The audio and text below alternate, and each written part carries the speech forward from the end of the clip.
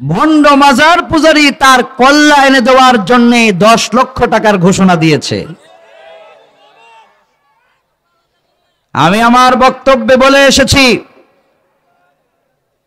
মিজান আজহারীর কল্লা নয়, প্রয়োজনে এদেশের কোটি তরুণ যুবকেরা আল্লাহর জমিনে রাজ প্রতিষ্ঠার জন্য কল্লা দিয়ে দেবে, তবুও মিজান আজহারীর উপরে বিন্দু পরিমাণ কালেমা লেপন হতে বাংলার তরুণ জনতা দেবে না।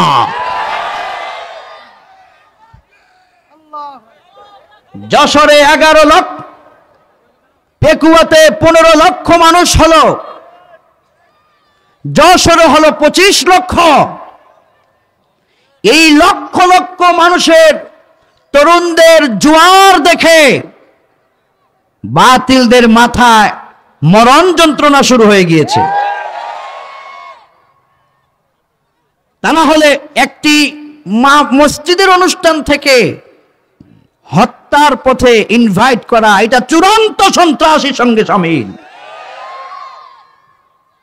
যে বেয়াদব আমার আজহারীর কল্লা এনে দেওয়ার জন্য 10 লক্ষ টাকা ঘোষণা করেছে, আমি প্রধান উপদেষ্টা ডক্টর ইউনূস সাহেবের কাছে আমার বক্তব্যটা পৌঁছায় দিতে চাই, অবিলম্বে তাকে গ্রেফতার করে আইনের আওতায় আনতে হবে। মিজান আজহারীর কিছু হলে বাংলাদেশকে অচল করে দেওয়া হবে। আমরা এক সাইদিকে হারিয়েছি, আর কোন মুফাসসিরকে হারাতে চাই না। মিজান আজহারী হচ্ছে দেশের সম্পদ, শুধু বাংলাদেশ নয়, গোটা দুনিয়ার মুসলিম মিল্লাতের 200 কোটি মুসলমানের সম্পদ। তার একটা বক্তব্য পাবেন না তিনি কারো বিরুদ্ধে কথা বলেছেন। সুন্নি আছে, গরম সুন্নি আছে, দেশে নানান ধরনের লোক আছে, তিনি কারো নাম নিয়ে কখনো তিনি কথা বলেননি মিজান আজহারী এত পাগল ছাগল না। তিনি বলেছেন একদল খেয়েছে আরেক দল খাওয়ার জন্য রেডি আছে, এটা বলার কারণে একজনের খুব গায়ে জ্বলা শুরু হয়ে গেছে। তিনি তো কারো নাম নেন নাই, তাহলে আপনার গায়ে লাগলো কেন? বুঝতে হবে আপনার মধ্যে এই রকমের মন্দ চিন্তা রয়েছে। যদি আপনার হৃদয় ভালো থাকে তাহলে এটার পক্ষে আপনাকে সমর্থন জানাতে হবে। আমি ধন্যবাদ জানাই বাংলাদেশের আরেক রত্ন বেগম জিয়ার সন্তান তারেক রহমানকে। তিনি বলেছেন নিজে, আমার দলেরও কেউ যদি দুর্নীতির সঙ্গে জড়িত হয় তাকে ধরে পুলিশে সোপর্দ করো। ধন্যবাদ তারেক রহমান সাহেবকে সুন্দর একটি বক্তব্য দেওয়ার জন্য। তিনি এটাও বলেছেন যে বাংলাদেশের জনগণের জনসমর্থনে যারা মেম্বার অফ পার্লামেন্টে যাবে তাদেরকে দিয়েই আগামীর বাংলাদেশকে গঠন করা হবে। আমরা দেখেছি আলহামদুলিল্লাহ বাংলাদেশে ইসলামের জন্য গণজোয়ার তৈরি হয়েছে। একজন সাদা দাড়িওয়ালা মানুষকে আমরা চিনি, সাদা দাড়ি, হ্যাঁ মাশাআল্লাহ, সাদা দাড়িওয়ালা এই মানুষটা একজন ডক্টর। একটি পথসভা হলেই, আমিরে জামাতের একটি পথসভাতেই লক্ষ লক্ষ মানুষের জনস্রোত তৈরি হয়ে যাচ্ছে। যেখানে আজ যাচ্ছেন তিনি সেখানে গণজোয়ার। এটা প্রমাণ করছে এই তরুণ যুবকেরা চাচ্ছে আগামী দিনের বাংলাদেশ আল্লাহর কোরআন দিয়ে পরিচালিত হোক। যারা কোরআনের সাথে থাকবে আমরা রক্ত দিয়ে তাদের সঙ্গে আছি, যারা কোরআনের সঙ্গে থাকবে না তাদেরকে জানা দাও তোমাদের সাথে আমরাও নাই। আমার রাসূলের আদর্শের উপরে কোনো আদর্শ পৃথিবীতে নাই। বাংলাদেশ পরিচালিত হবে রাসূলুল্লাহর আদর্শ দিয়ে, কোন বাপ দাদার আদর্শ দিয়ে বাংলাদেশ চলতে পারে না। কথা ক্লিয়ার কিনা? এজন্য আল্লাহ রাব্বুল আলামিন বলেন, وَمَن يُطِعِ اللَّهَ وَرَسُولَهُ يُدْخِلْهُ جَنَّاتٍ تَجْرِي مِن تَحْتِهَا الْأَنْهَارُ খালিদিনা ফিহা ওয়া যালিকাল ফাওজুল আযীম। রাসূলের আদর্শকে যখন মেনে নিবা, তার আনুগত্যকে যখন মেনে নিবা, যেদিন তোমার মরণ হবে, আড়াই বাড়ির কোনো একটা মাটির কবরে তোমার জায়গা হয়ে যাবে। মরে যাবার পরে মাইকে যখন ঘোষণা হয়ে যাবে, লাশ যখন তোমার কবরে রাখা হবে, যুবক আমি তোমার পায়ে ধরে বলে যাই, তোমার আদর্শ শাহরুখ খান নয়, সালমান খান নয়, তোমার আদর্শ দুনিয়ার কোনো ফিল্ম স্টার নয়, তোমার আদর্শ একমাত্র যিনি মানবতার বন্ধু নবী মুহাম্মদুর রাসূলুল্লাহ। ঠিক কিনা কোন? সেই মুহাম্মদ সাল্লাল্লাহু আলাইহি ওয়াসাল্লাম দুনিয়ার সর্বকালের সর্বযুগের সর্বশ্রেষ্ঠ সেলিব্রিটি। কথা ঠিক কিনা?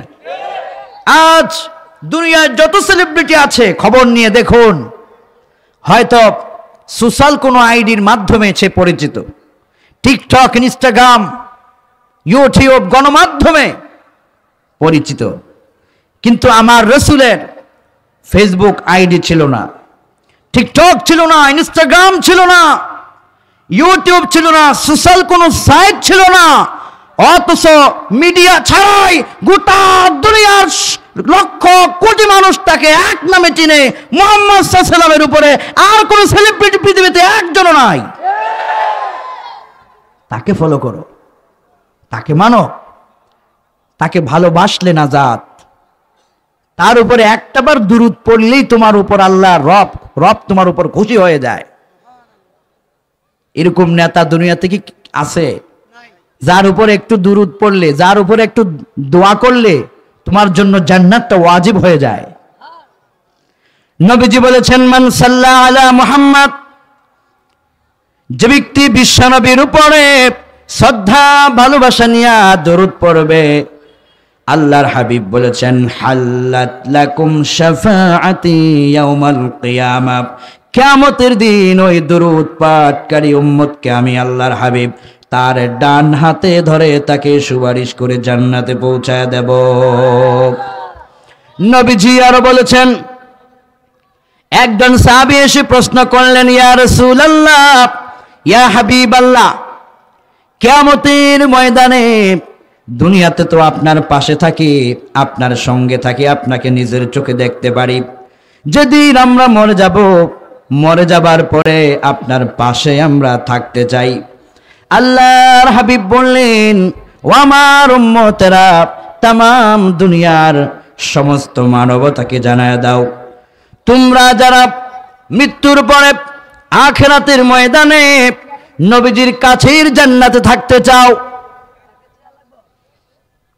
একটু লক্ষ্য করুন। ধরুন আপনি আখিরাতে উঠলেন, আপনাকে একটা জান্নাত দেওয়া হলো, আপনি এই জান্নাতে মেহমানদারি গ্রহণ করলেন, জানতে পারলেন এই জান্নাত থেকে একটু দূরে রাসূলে আরবি সাল্লাল্লাহু আলাইহি ওয়াসাল্লামের জান্নাতের স্থানটা। উম্মত হিসাবে আপনার হৃদয় কি এটা চাইবে না, ওহ যদি আমি রাসূলের ওই পাশের জান্নাতটা একটু থাকতে পারতাম? চাইবে কিনা? নবীজি বললেন, যে ব্যক্তি চায় যে আমার পাশেই তার জান্নাতে অবস্থান হোক, তার জন্য একটা প্রেসক্রিপশন আল্লাহর হাবিব দিলেন। তিনি বললেন, আউলান নাসি বি ইয়াউমাল কিয়ামা আকসারুহুম আলাইয়া সালাতান, এই দুনিয়াতে তুমি তোমার রাসূলকে ভালোবেসে যত বেশি দরুদ পড়বা, কিয়ামতের দিন যার দরুদ যত বেশি হবে, সে রাসূলের তত কাছাকাছি জান্নাতে থাকতে পারবে। বিশ্বনবী আরো বলেছেন, তোমার দুনিয়ার রেখে যাওয়া সমস্ত সম্পদ, সমস্ত কিছু মরে যাবার পরে সবকিছু বন্ধ হয়ে যাবে, থেকে যাবে শুধু দুনিয়া থেকে করা তোমার নেক আমল। ফজর পড়েছো এটা থাকবে, যোহর পড়েছো এটা থাকবে, আসর পড়েছো থাকবে, মাগরিব পড়েছো থাকবে, এশা পড়েছো থাকবে, বাকি সারা দুনিয়ার চাকচিক্য সব কিছু মরার সাথে সাথেই তোমার মিশে যাবে। লাশ যখন তোমার কবরে রাখা হবে, যুবক 24 ঘন্টা লাগবে না, তোমার সুন্দর দেহের উপরে পোকামাকড় নাড়াচড়া করবে। 2 দিন যেতে না যেতে তোমার দেহটার ভিতরে পোকামাকড়ের রাজ্য তৈরি হয়ে যাবে। কাফনের কাপড়টা পোকামাকড়ের রাজ্যে পরিণত হয়ে যাবে। কবর এমন একটা জায়গা, ডানেও কোন রকমের দরজা নাই, জানালা নাই, উপরেও কোনো প্রকারের দরজা জানালা নাই। বিনা দরজা জানালায় শুয়ে থাকতে হবে। 1 দিন নয়, 2 দিন নয়, হাজার হাজার বছর মাটির নিচের কবরে। তোমার পাশের কোনো একটা কবরের দিকে তাকায় দেখো, আব্দুল করিমের ছেলে আব্দুল্লাহ শুয়ে আছে কবরে। কসবাতে তার এক একটা হুঙ্কারে কসবার মাটি কেঁপে উঠত। টাকার অভাব ছিল না, ইমারতের অভাব ছিল না, ডিগ্রির অভাব ছিল না, সম্মানের অভাব ছিল না। কবরের পাশে গিয়া ডাক দাও, হাজারো ডাক দিলে তোমার ডাকের সারা শেষে দিতে পারবে না। এত বৃত্তশালী রাজা বাদশা মারা গেল, রাজারা চলে গেল, বাদশারা চলে গেল। কোন একটা রাজার কবরের সামনে দাঁড়ায় একটুকুন অবজার্ভ করে দেখবা, কবরের উপরে মাটির উপরে ঘাস হলো। ওই ঘাস ছোট্ট একটা গাবিতে খেয়েছে। ওই কবরে শুয়ে থাকা বাদশা তার কবরের উপরের মাটির উপরের ঘাস খায়, কবর থেকে সে ওই গাবিকে তাড়াতে পারে না। মাটির তার কবরের উপরে ছোট্ট পিপিলিকে হেঁটে যায়, একটা পিঁপড়াকে তাড়াবার ক্ষমতা সে রাখে না। অথচ দুনিয়ায় তার কত পাওয়ার ছিল, কত সম্পদ, কত কিছু ছিল। মনে রাখবেন, আজকে যদি আপনি মারা যান, চক্ষু বন্ধ করে দেখুন, দুনিয়াতে একটা পিঁপড়ার দাম থাকতে পারে, আপনার সে দামটা কেউ দিবে না। এজন্য বিশ্বনবী বললেন, আদর্শ চরিত্র রসুলের নিয়ে যাও, রসুলের আদর্শই তোমাকে মুক্তি দিবে। যুবক, তোমার মধ্যে যদি তোমার রসুলের আদর্শ নিয়ে যেতে পারো, নবীজি বললেন সাদ সালামের মতো তোমরা হও। সাদের মতো যদি কেউ রসুলকে আদর্শ হিসাবে মানতে পারে, মরার সাথে সাথে তার জন্য জান্নাতের দরজা খুলে দিবেন যিনি, তিনি কে? এইদিকে অ্যাটেনশন প্লিজ, আমার দিকে। আমার কথা শুনতে পাচ্ছেন? হাত তোলেন, কে কে শোনেন নাই? মাশাআল্লাহ, শুনছেন? একটু আমার দিকে লক্ষ্য করুন। আমি তাফসীর করছি। তোমরা সাদের মতো হও, সাদের মতো রসুলকে তোমরা অনুসরণ করবা। হে আমার যুবকেরা, সাদ কিভাবে রসুলকে অনুসরণ করেছে? তার নাম হচ্ছে সাদ আস-সালামি রাদিয়াল্লাহু আন। ফকিহ আবুল লাইস সামারকান্দি তিনি ব্যাখ্যা করেছেন, তিনি লিখছেন, এই যুবক সাদ রাসূলের দরবারে এসে একদিন কান্না করতেছেন। আল্লাহর হাবিব বললেন, সাদ তুমি কান্দো কেন? সাদ কয়, ইয়া রাসূলুল্লাহ, ইয়া হাবিবাল্লাহ, আমার মন কান্দে যে আমি কি আল্লাহ পাকের জান্নাতের ভিতরে ঢুকতে পারবো না। নবীজি বললেন, সাদ রে, আল্লাহর জান্নাতে কেন তুমি ঢুকতে পারবে না? তুমি কি কালেমা পড়ে মুসলমান হও নাই?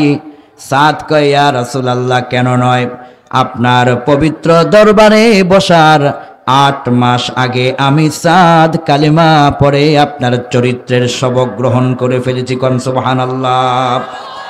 নবীজি বললেন, সাদ তাহলে তুমি কান্দো কেন? সাদ কয়, ইয়া রাসূলুল্লাহ, আমি আল্লাহর ফরজ বিধান কোনো একটা বাদ দেই না, ওয়াজিব বাদ দেই না, আপনার সুন্নত আমি একটাও বাদ দেই না, কিন্তু আমার কাছে একটা সুন্নত ছুটে যাচ্ছে। তা হলো, আমি আজ অনেক দিন হয় বিয়ের সময় হয়েছে, আমি বিয়ের সুন্নত পালন করতে পারি নাই। আমার মন বলছে, যদি এই সুন্নতটা আমার বাদ পড়ে যায়, মরে গেলে আমি আমার রবের সঙ্গে এই চক্ষুটা আমি কেমনে দেখাবো? রাসূল বললেন বিয়ে করে ফেলো। সাদ কয় ইয়া রাসূলুল্লাহ, আমার চেহারার দিকে আপনি তাকান, আমি একজন কালো মানুষ, কালো হওয়ার কারণে মদিনার কোনো পিতা তাদের মেয়ে আমার কাছে বিয়ে দিচ্ছে না, তাই বিয়েও করতে পারছি না। আল্লাহর হাবিব বললেন, ও কসবার যুবকেরা, তোমার জন্য মেসেজ। নবীজি বললেন, সাদ তোমার কি কোনো পছন্দের কেউ আছে নাকি? সাদ বললেন, ইয়া রাসূলুল্লাহ, না, আমি কাউকে পছন্দ করি নাই, আর এই জীবনে এই চক্ষু দিয়া একবারও কোনো পরনারীর দিকে আমার চোখের দৃষ্টি যায় নাই। যেরকম আল্লাহু আকবার। যুবক, সাদ তোমাকে মেসেজ দিচ্ছে, একটা পলক পরনারীর দিকে সাদ তাকায় নাই।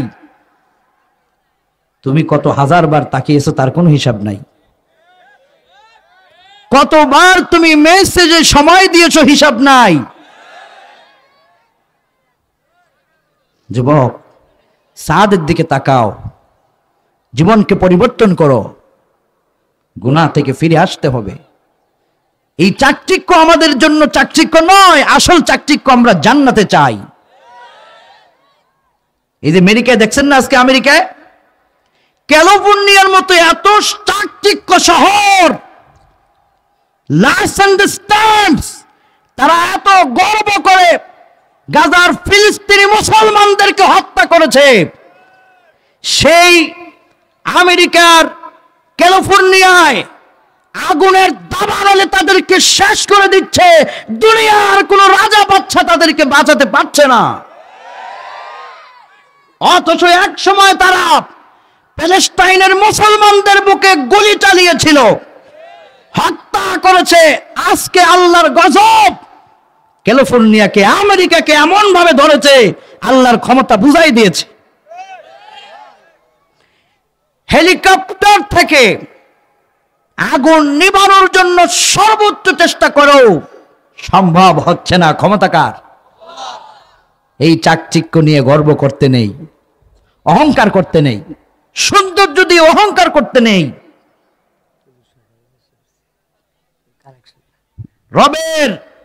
রবের জন্য দেওয়ার জন্য প্রস্তুত থাকা লাগবে। যুবক, এখন থেকে আর জিএফকে মেসেজ দিয়ে ডিস্টার্ব কইরো না।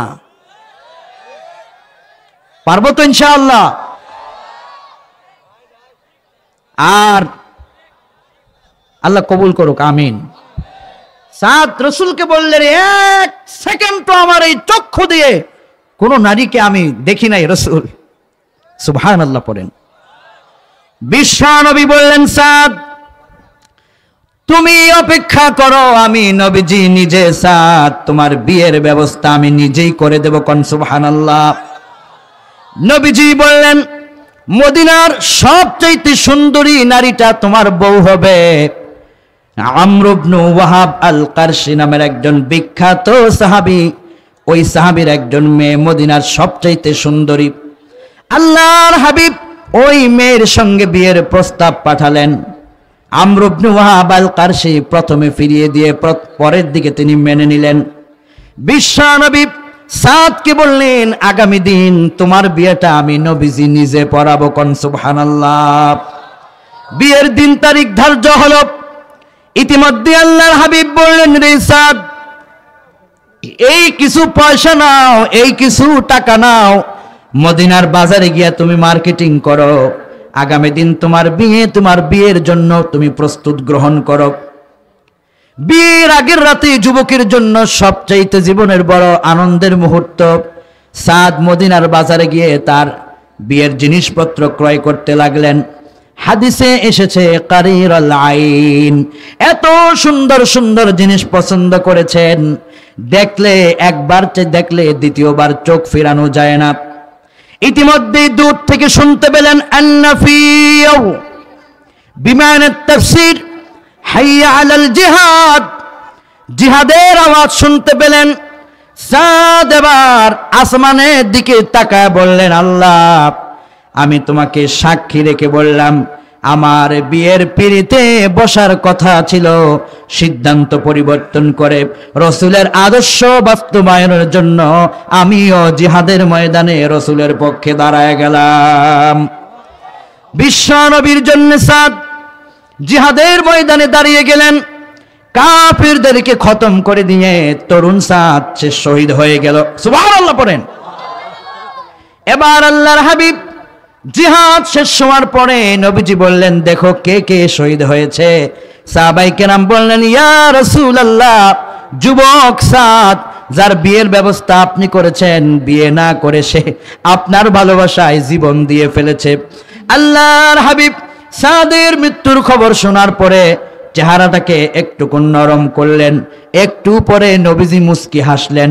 একটু পরে নবীজি তার চেহারা এক জায়গা থেকে আরেক জায়গায় ফিরিয়ে নিলেন।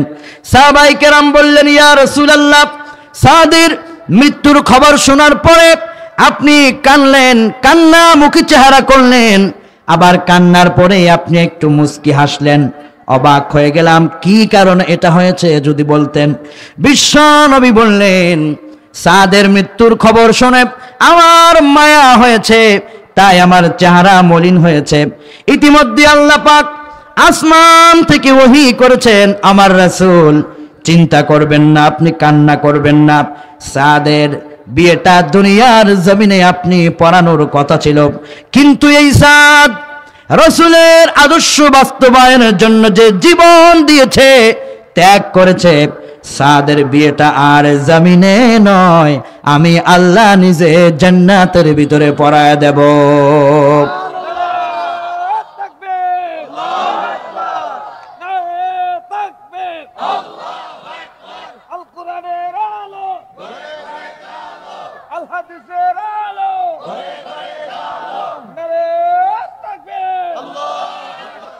হযরত সাদের বিয়েটা দুনিয়ার জমিনে হওয়ার কথা ছিল, কিন্তু এই সাদের বিয়ের ব্যবস্থাটা আল্লাহ পাক নিজে জান্নাতে করিয়েছেন।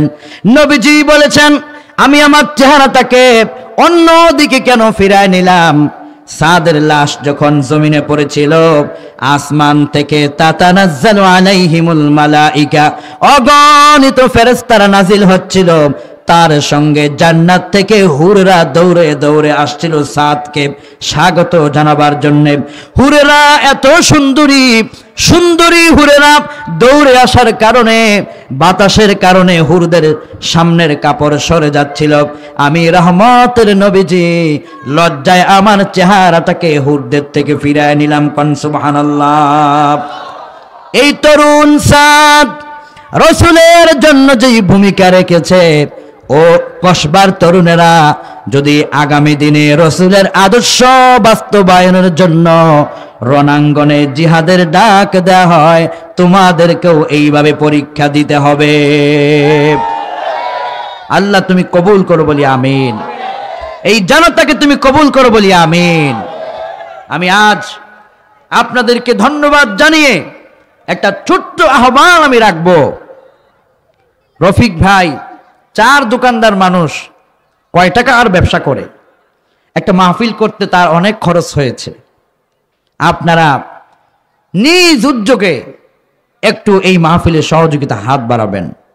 নবীজি বলেছেন, আদ-দাল্লু আলাল খাইরি কাফাইলিহি, বুখারীর জিলসানির ইবারত। তোমার কারণে যদি কোনো একটা ভালো কাজ প্রমোট হয়, এই ভালো কাজ যত মানুষ করবে তত মানুষের সব সওয়াব তোমার আমলনামায় আল্লাহ পাক দান করে দিবেন। এই যে এখানে মাহফিল করেছে রফিক ভাই, যে আয়োজন করেছে আপনাদেরকে নিয়ে, ভালো কাজ না? যদি এখানে গানের আয়োজন হতো, কি হইতো? গানের আয়োজন হলে কি হইতো? গুনাহ হতো। আমি দেখলাম এক জায়গায় গানের আয়োজন করেছে কারা? তরুণ যুবকেরা গিয়ে 1 সেকেন্ডে স্টেজকে একেবারে মামুর বাড়ি পাঠিয়ে দিছে।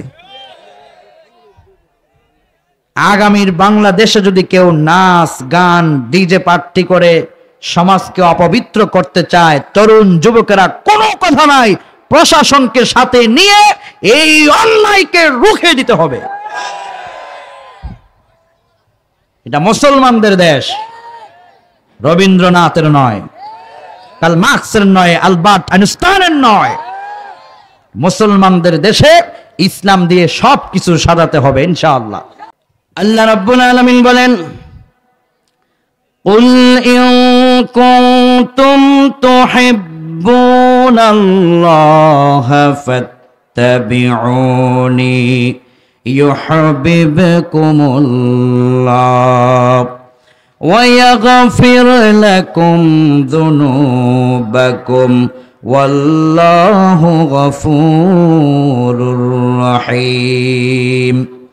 আল্লাহ রাব্বুল আলামিন বলেন, ও আমার হাবিব, আমার প্রাণের নবীজি, দুনিয়ার সমস্ত মানবতাকে জানায়া দেন, মানুষদেরকে জানায়া দেন, যারা নিজেরা তৈরি করে তাদের নেতাদেরকে পার্লামেন্টে পাঠায়, কুফরি আর শিরকিয়াতের নেতাদেরকে যারা নির্বাচন করে, যারা তাদের পার্লামেন্ট কোরআনে কারিমের বিরুদ্ধে সাজায়, যারা তাদের সেক্রেটারিয়েট নিজেদের মন গড়া মতো সাজায়, যারা ধর্ম নিরপেক্ষ মতবাদ দিয়ে রাষ্ট্র গঠনের স্বপ্ন দেখে, আল্লাহ রাব্বুল আলামিন বলেন, তাদের প্রত্যেককে জানায়া দেন, তোমরা যদি আল্লাহ রাব্বুল আলামিনের সন্তুষ্টির পথ পেতে চাও, আল্লাহ পাকের ভালোবাসা যদি পেতে চাও, তাহলে দুনিয়ার সমস্ত রাম বাম কোরআন বিরোধী নেতাদের থেকে তোমাদেরকে একজন নেতার কাছে ফিরে আসতে হবে, আর তিনি হলেন মানবতার বন্ধু নবী মুহাম্মদুর রাসূলুল্লাহ সাল্লাল্লাহু আলাইহি ওয়াসাল্লাম। রাসূল, আপনি তাদেরকে জানায়া দেন, যদি তোমরা মুক্তি পেতে চাও, রাসূলকে তোমরা নেতা বানাও, রাসূলকে তোমরা ideal leader of the world বানিয়ে দাও।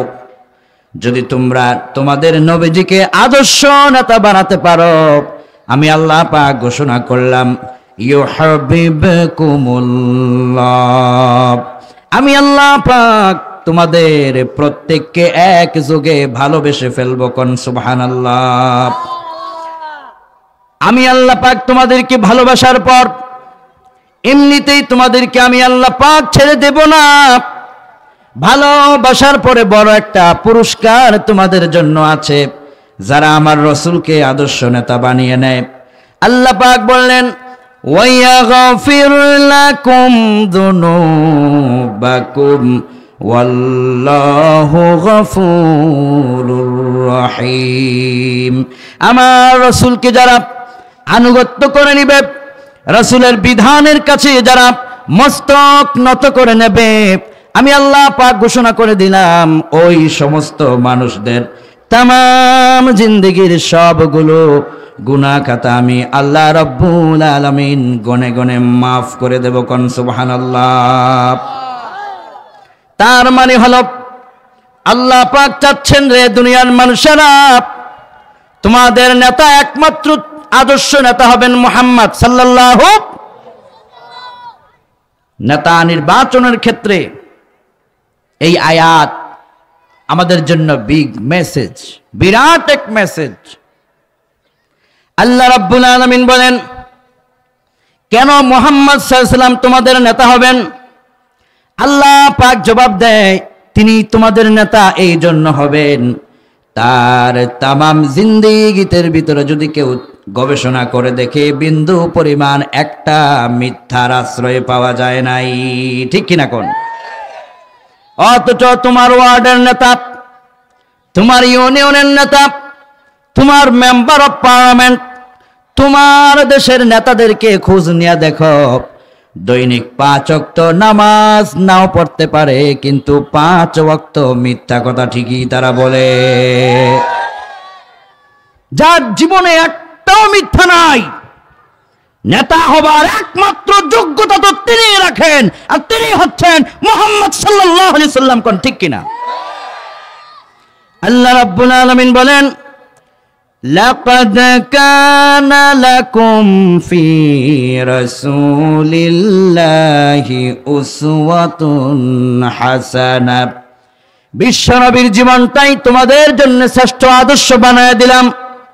আল্লাহ রাব্বুল আলামিন আরো বলেন, ওয়া ইন্নাকা লাআলা খুলুকিন আযীম। যদি তার আদর্শকে কেউ গণনা করে, তার চরিত্রকে যদি কেউ গণনা করে, ডানে গণবে শেষ হবে না, বামে গণনা করবে শেষ হবে না, সামনে গণনা করলে শেষ পাওয়া যাবে না, পিছনে গণনা করলে শেষ হবে না, উপরে গণনা করলে কুল কিনারা পাওয়া যাবে না, নিচের দিকে গণনা করলেও শেষ হবে না। এত সুন্দর আদর্শ, এত সুন্দর চরিত্র, আল্লাহ পাক বললেন লাআলা খুলুকিন আযীম। আল্লাহ রাব্বুল আলামিন বলছেন এত সুন্দর চমৎকার চরিত্র রাসূলের গণনা করে আজীবন দুনিয়ার কেউ কুল কিনারা করতে পারে নাই। কোন সুবহানাল্লাহ। আল্লাহ রাব্বুল আলামিন বলেন এই রাসূলের আদর্শ যদি কেউ মেনে নেয়, তার ব্যক্তি, তার পরিবার, তার সমাজ, তার রাষ্ট্র, তার সেক্রেটারিয়েট, তার গণভবন, তার পার্লামেন্ট রাসূলের আদর্শ দিয়ে যদি কেউ সাজায়, তাহলে ওই সমস্ত আদর্শ নেতাদের দিয়ে আগামীর পার্লামেন্ট সাজাতে হবে। কোন ঠিক কিনা? আল্লাহ রাব্বুল আলামিন বলেন শোনো, তোমাদের নবীজির নেতার কত সুন্দর সারপ্রাইজ আমি আল্লাহ পাক দিয়েছি। আল্লাহ রাব্বুল আলামিন বলেন তিলকা হুদুদুল্লাহ ওয়া মান ইউতি'ইল্লাহা ওয়া রাসূলাহু ইউদখিলহু জান্নাতিন তাজরি মিন তাহতিহাল আনহার খালিদিনা ফিহা ওয়া যালিকাল ফাওজুল আযীম। রে যুবকেরা, কার আদর্শ তুমি মানো? কার্ল মার্কসের আদর্শ দুনিয়ার মানুষকে মুক্তি দিতে পারে নাই, সমাজতন্ত্র মানুষকে মুক্তি দিতে পারে নাই, দুনিয়ার মানুষের তৈরি করা লিখিত সংবিধান কনস্টিটিউশন মুক্তি দিতে পারে নাই। গোটা দুনিয়া সাক্ষী, একমাত্র আসমানের নিচে জমিনের উপরে একটা মাত্র আদর্শ মানুষকে মুক্তি দিতে পেরেছে। সেই আদর্শ হচ্ছে তোমার নবী, আমার নবী, বিশ্ব নবীর আদর্শ। কোন ঠিক কিনা? সেই রাসূলের আদর্শকেও পার্লামেন্ট থেকে বিতাড়িত করার ষড়যন্ত্র করা হচ্ছে। বছরের পর বছর এই বাংলাদেশ রাষ্ট্র পরিচালিত হয়ে এসেছে মানুষের তৈরি করা সংবিধান দিয়ে। আমি আমার বিগত প্রত্যেকটা আলোচনায় বলেছি, আজকে শুধু নয়, বিগত স্বৈরাচারীদের আমলেও এই কনস্টিটিউশনের বক্তব্য দিয়ে স্বৈরাচারীদের গদিতে আগুন জ্বালিয়ে দেওয়া হয়েছিল। আমি বলেছিলাম বাংলাদেশ অর্থ থাকতে পারে, বাংলাদেশের জনগণের ভাগ্যের চাকার মোড় ঘোরাতে হলে রাশিয়ার কাছে ভিক্ষা চাওয়া লাগবে না, ইউনাইটেড স্টেট অফ আমেরিকার কাছে ভিক্ষা চাওয়া লাগবে না, ভারতের দয়ার প্রয়োজন হবে না। যদি বাংলাদেশের মানুষ তাদের সংবিধান কোরআনকে বানায়া রাষ্ট্রীয় মর্যাদায় পাঠাতে পারে, এক কোরআন গোটা বাংলাদেশের চিত্র পাল্টাইয়া মদিনার চিত্র বানায় দিতে পারবে। নারে তাকবীর, নারে তাকবীর। আল কোরআনের আলো, আল হাদিসের আলো, নারে তাকবীর। আমি আমার বক্তব্যে বলেছিলাম বাংলাদেশের জাতীয় সংসদে 300টা পবিত্র আসন রয়েছে। এই পবিত্র আসনকে বেগম মমতাজের মতো নর্তকীরা নেচে গিয়ে জাতীয় সংসদকে অপবিত্র করে দিয়েছে। আমি আমার বক্তব্যে আরো বলেছিলাম, যারা টক শোতে বসে বলছিল কোরআনের আইন মানুষকে মধ্যযুগে পৌঁছায় দেয়, কোরআনের আইন নাকি মানুষকে স্মার্ট বানায় না, কোরআনের আইন নাকি নারীদের উপর জুলুম করে, এই ধরনের টক শো যারা করেছে আমি বলেছিলাম কোরআনে কারীমের বিরুদ্ধে একটি অক্ষর যারা উচ্চারণ করেছে এমন মেম্বার অফ পার্লামেন্ট দিয়া বাংলাদেশের উন্নতি সাধন কখনো হয়নি, ভবিষ্যতেও হবে না। দিন শেষে 4 আগস্টে তারা পালিয়ে যেতে বাধ্য হয়েছে। আজ এই কসবার ময়দান, এই আড়াইবাড়ির ময়দান, গোটা দুনিয়া এই আড়াইবাড়িকে চিনে। গোলাম সরোয়ার সাঈদী রহমাতুল্লাহ পাশে শুয়ে আছেন।